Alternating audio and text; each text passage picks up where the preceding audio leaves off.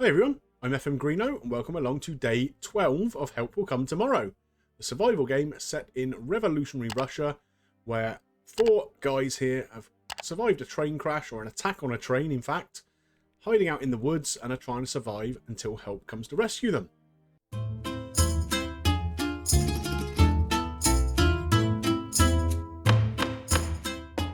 The day 11 was a pretty good day. We had a stay-at-home day, no expeditions, and we spent a bit of time upgrading and sorting things out around the camp to make it a bit more habitable. Plus, we actually made some tools for the first time. So we now have a torch, which we can take out with us on our expeditions and helps prevent the loss probability getting too high. And we have a knife, which I'm sure will come in helpful in all kinds of scenarios. So, first things first, we have to take care of all the usual admin-y kind of bits at the beginning. Everyone's a little bit hungry, a little bit thirsty, a bit of fatigue kicking around. So we need to take care of that a little bit. Now, do we have any water left over from yesterday? I don't think so. So we're going to have to get someone to come down and filter some water. Sergey, you are up, sunshine. So we have improved our water filter as well. So instead of getting 3 units of water every time that we filter some, we now get 6, which is huge.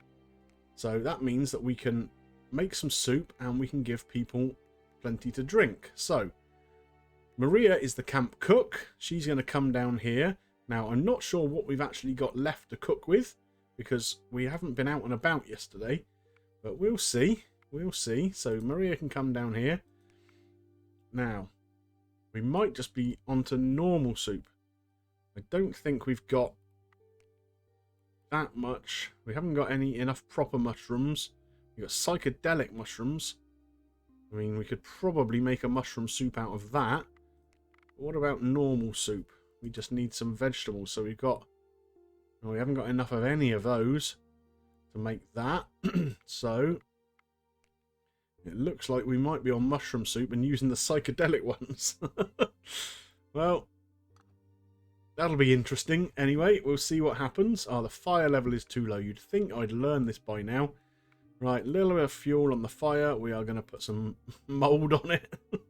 That seems to work. And what else are you going to use mould for, to be honest? So, back down to the fireplace. Maria, here you go. Where are you? Time to make your soup. Your mushroom soup, sorry. With your psychedelic mushrooms. This could turn out interesting. So she's lost an action point in doing that, but she has made 4 bowls of what look like fairly unappetizing soup. Suspicious soup. Okay. Well, let's give it out and see what happens. Let's start with Sergey because he has the iron stomach. So nothing bad has happened to him. That's good. Let's try over here with Dmitry. No, he's good. No one seems to be going loopy just yet. So maybe we've cooked out whatever makes them psychedelic mushrooms by using them in the soup. Perfect. So everybody is full up with food now. Everyone is still showing us thirsty. We only have 2 units of water left. So let's see who's the thirstiest. So Maria has a thirst of 33. 34 for Sergey. 33 there. Going a little bit higher here with Dmitry. So, I think we will give out some water to Dmitry. What's that taking him down to? 28. Okay. And Maria's always thirsty, so we'll use the last bit on her. And maybe we'll filter some more water a bit later on, if we have enough action points left. So, priorities for today. We wanted to try and get some blankets built over here. But we have some string, but we haven't got enough material for it. We're way, way short. So, if we can find some material, that would be good. We were thinking about fixing the gun. I think there's only really any point in doing that once we've got some bullets. So maybe that is something we're not going to prioritise today, unless we happen to come across any bullets when we're out and about. We will be sending out an expedition shortly. String seems to be very, very important for everything that we're looking to do at the moment as well. Now up here, we wanted to try and camouflage the area. So we need needles to do that. And string again. We've got enough wood. So that's something we need to think about. Needles, if we can get them. So needles, string, and material are high priority. Actually, thinking about up here, we've got the snare thing that we can do. So maybe, what do we need to do to actually... We haven't upgraded that yet, have we? So, again, we're going to need string and sticks. Right, so we need to find a load of stuff, basically. Okay, and some food as well would be helpful while we're out and about. We do have some emergency supplies. We have things like bugs, we have moss, we've got honey. Yeah, but we could do with finding some more and better food as well. So, with that in mind, I think before we do anything else, we are going to send an expedition out. And I think it's probably going to be Sir Edward Grey and maybe... Do we want to use Dimitri or Sergei? I think we might send Sergei out, actually, because Dimitri is very, very good at building things around the camp. Sergei is good with the snares, apparently. So that's something to bear in mind, but Dimitri is better at general sort of camp structures. So, we're going to send out... Well, what have we got? Oh, we might even go up here. Now we've got a knife. I wonder if we might be able to catch something. Oh, the rebels are all down here by the train. So everything around there is pretty dangerous. Apart from this area, which is just average, but there's nothing there that we really need. It's down here where we've got canvas and string, really, that we need to be heading towards. Yes, here is the ideal place for us to be, but it's dangerous. It's dangerous. I don't know what's over here. I don't know. Okay, so let's have a think. Well, we'll probably start going this way, and then maybe we'll get brave and come down through here or something. Who knows? Right. So, we said we were going to send Sir Edward Grey and Sergei. They seem to do pretty well when they're out and about. So, where shall we go first? I mean, Oh, do you know what we haven't done? Let's stop that a minute. Oh no, we can't go back there. What are we doing? The expedition. We've sent them without sending them with the torch. Can we sort this out? I'm not sure we can we? Oh, no. What are we doing? Come on now. Right. They've just got to go. Okay. I should have given them the torch and the knife. Well, there's no point going looking for this then if we haven't taken those things with us. That was a stupid mistake. We haven't explored up here, but we're not going to get the resources we want for building what we want, I don't think. Unless there's anything up here in the woodcutters' cottages. Maybe that's an idea. We sort of head up this way. Okay, let's do this. And we've still got action points for the guys left in the camp. So if push comes to shove, we could maybe send a second expedition out and just use all of our action points going out and looking for stuff today. So up here, we've not been in this area before. Where are we now? We're in a vast moor. Okay. So what are we going to find in a vast moor? Nothing of any consequence. But we've got some needles. That'll come in helpful. And some root. So we can make soup out of that. So that's worth having, I guess. So we haven't been to any of these areas. So let's just keep going. We've only got a couple of action points left for this. Grove with golden seals, whatever they are. Let's try this then. So some stone, some more mould. So the golden root herb, okay. Berries. That's quite nice. So then we'll come along here. Debarked trees area, okay. Maybe that's going to find us some wood or something. Some bark anyway. Bit more needles. Some garlic. We're running low on action points.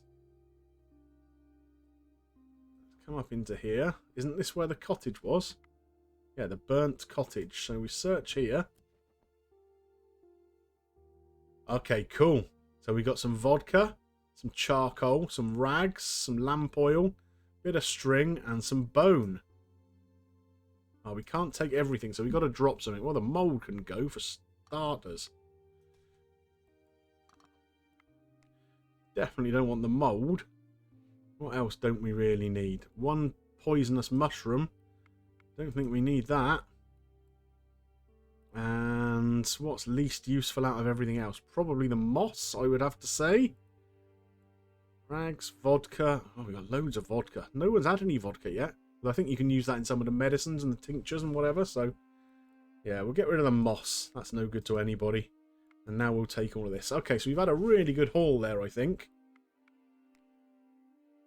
And we'll return to the camp then.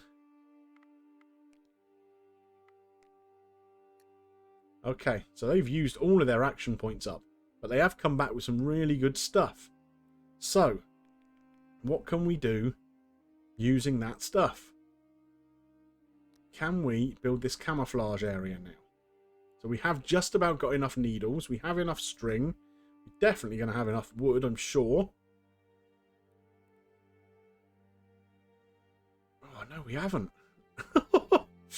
Okay, so we would have needed more needles. 2 wooden logs. We've got 1. 6 sticks. We've only got 4 or 3 big branches. So we didn't quite pick up enough wood. Okay, well, that's a bit of annoying.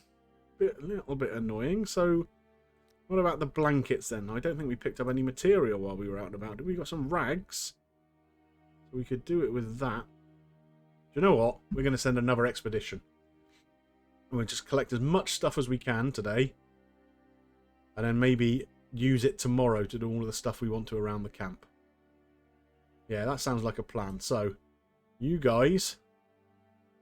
It's all risky down here. This isn't too bad, but... Dangerous. This is only average down here. This is where I really want to be. Picking up some... Well, we want some sticks and stuff, don't we? So... Maybe we could kind of... come that way instead. No, let's think. Right, so... They can go, and we are going to give them something to take with them this time. I'm going to remember. So we want to give them the tools. We want to give them a torch. Maria can hold the torch. And the knife goes to our military friend here, Dimitri.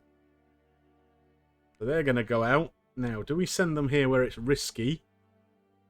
And then just kind of move along this way. I think that's an interesting one. Okay. What a surprise. On the edge of the forest near the wreck, you find traces of a small, fresh camp. Someone tried to mask it, and yet the renegades don't hide from you. Footprints indicate that 2 people came here, one of whom had to be a child. It's definitely Pietruccia. He survived from the disaster and in the tiger in the company of another survivor. Your heart is beating faster. Maybe he'll come back here. You leave some secret signs by the hearth that only your brother will recognise. Let him know that you survived too. So maybe Pietruccia is alive. Okay. That's pretty cool.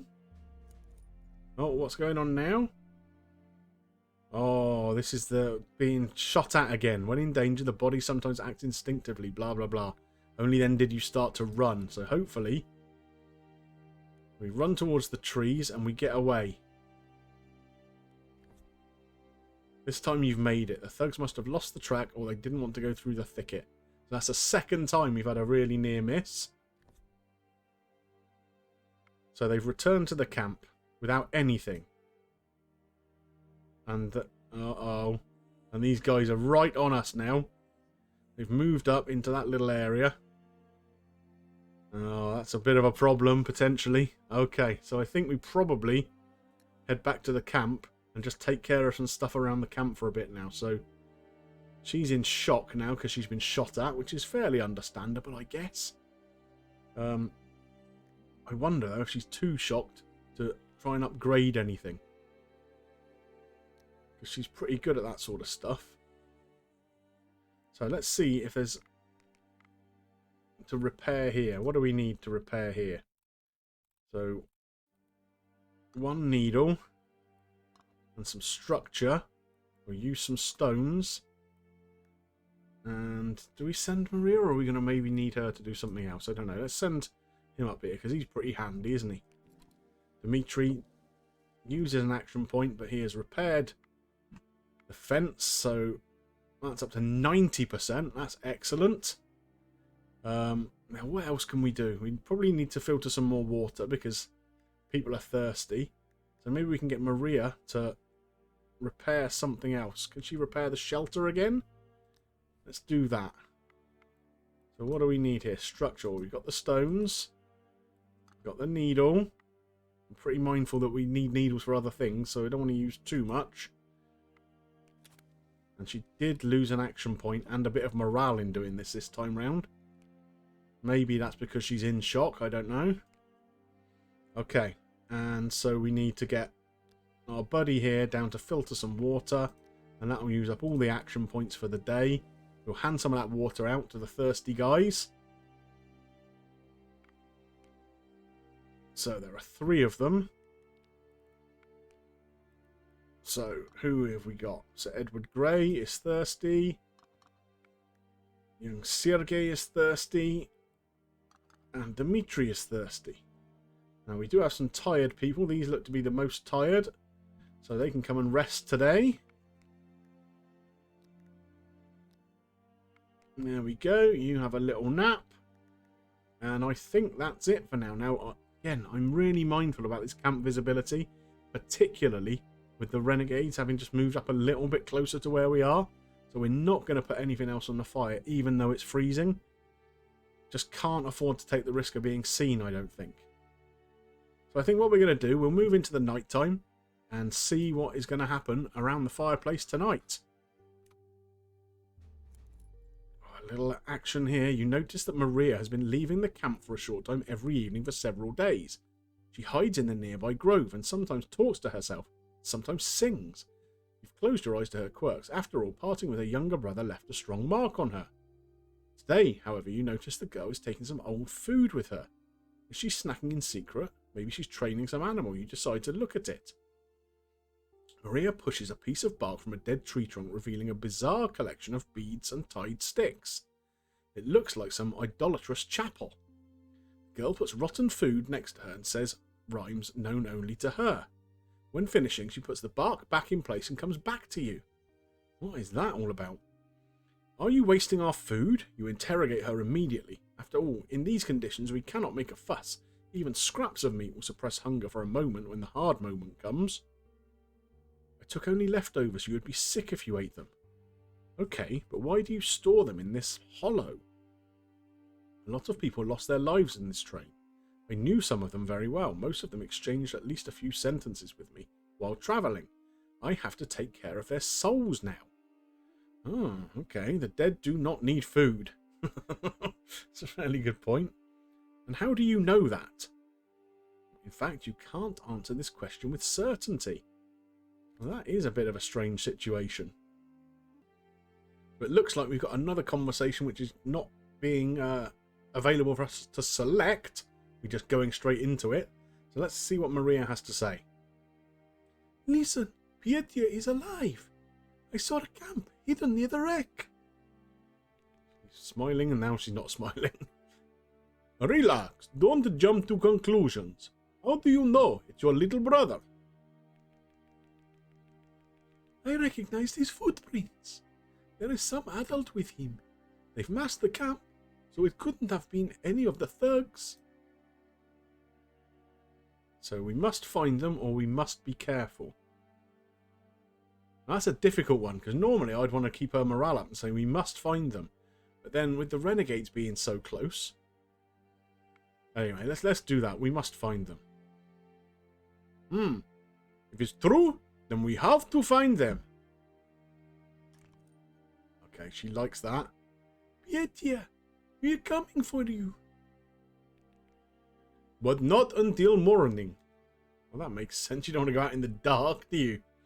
Right, so what else have we got here? Trans-Siberian Railway, rationality, good manners, business and adventure, or bad dreams. Business and adventure sounds like fun, doesn't it? Ah, okay, so this is going to be an interrogation of Sir Edward Grey by the looks of it. What actually brought the Englishman to the Russian lands? Business and adventure, my friend. So, you did find an adventure? And business? War is probably not the time for business. Just the opposite. Peace means stagnation, and war, prosperity. Industry develops, create previously unknown professions, nations seek resources, entire cities are being rebuilt. Look at the Trans-Siberian Railway. Almost 30 years have passed since the foundation stone was laid. We barely charged the Central Powers with bayonets, and after 2 years, the route is over. In China, the Qing dynasty has barely been dethroned, and industrialization is already moving forward. The Iron Road connects more and more cities. So, okay. Unfortunately, the Crown has obtained a concession only for the construction of a short route in Guangdong. Cursed Frenchmen have laid the track 10 times longer than us. And you, the Russians, have even managed to push your wheelbase. He's a bit of a mercenary so-and-so, Sir Edward Grey, then, is he? So Great Britain, France and Russia have made an alliance, or you must know how to lose. Well, let's go, this sounds more conciliatory. Great Britain, France and Russia have made an alliance. If we are brothers in arms, we must fight economically. Alliances mean stagnation and boredom. I remind you that at this campfire, we are also creating a kind of alliance. How do you want to compete with us, so that you don't get bored? Sir, an alliance is sacred for an Englishman, and we can compete even with riddles. I suggest a little sparring the next night. Okay, so he wants to just have a bit of fun. That's fair enough. The camp morale is pretty high still. The end of day is upon us. Everybody seems to be getting on. Sure, nobody likes Sir Edward Grey still. No, every time, every day. One little drop in the likability of Sir Edward Grey. But that's okay. So, there we are. Everybody has their full 3 action points. Not too much of a trouble befalling all the guys on the left here. So it looks like we're in for a fairly good start to day 13. Let's just see if anything's happened to the camp overnight. What's going on here? Just before dawn, you jump to your feet. Something is thrashing in the bushes, howling or maybe whining, hard to say. The fog is so thick, you can't even tell which direction the noise is coming from. Maybe there are more sources. These are hungry souls, they finally came for us. You take a lit torch from the fire and try to light up the gloom. The sounds turn into scraping as if someone was sharpening an axe. Finally, they turn into a purring and stop. After only a few quarters, when the fog has let go and the sun has shone over the high cedars, you find a fallen wolverine near the camp. Everything seems to indicate that it choked on one of the twisted sticks when it tried to eat the food left by Maria in her chapel. Okay. Goodbye, the girl says in the direction of the forest, feeling that the souls of the victims and of the catastrophe have found relief, and thus shown her their gratitude. Okay, but does this mean we've got... Yeah, look, we've got a wolverine. Okay, so we finally will have some meat and some fur that we can do something with. So over here on the workshop. Oh man, that's pretty good. That's something to do on day 13 for sure. Well, I hope you enjoyed today's episode. I think it was reasonably productive. We could have found more resources and done a bit more around the camp, but still plenty of time to be doing that. If you have enjoyed it, please drop a like on there for me and help me get seen by more people. And of course, if you've got any comments about this episode or the series as a whole, I would love to see them below. Don't forget, if you're not yet subscribed to the channel, come and hop on the Greeno bus. There is plenty of room for you all. It just remains for me to thank you for watching, and I will see you soon at day 13 of Help Will Come Tomorrow. Bye for now.